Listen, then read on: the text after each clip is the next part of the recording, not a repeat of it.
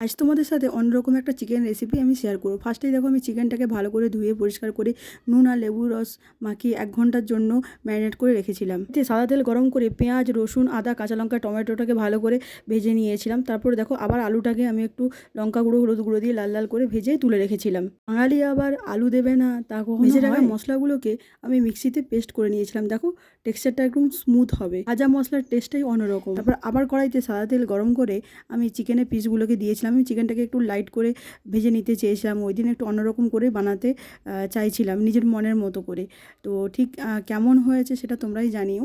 তারপর কড়াইতে সাদা তেল গরম করে একটু গরম মশলা ফোড়ন দিয়ে আমি সেই পেস্ট করে রাখা মশলাটা দিয়ে একটু হলুদ গুঁড়ি আর একটু কাশ্মীরি রেড মির্চি দিয়ে আর নুন দিয়ে ভালো করে মশলাটাকে কষিয়ে নিয়েছিলাম।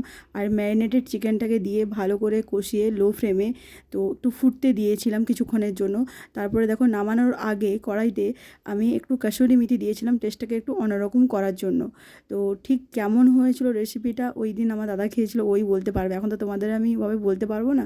বাট আমার তো বেশ ভালোই লেগেছিলো, বেশ একটা সল্টি ফ্লেভার ছিল এবং একটু টক টক ফ্লেভার ছিল। আর দেখো চিকেনটাও খুব ভালো মতো সিদ্ধ হয়ে গেছে।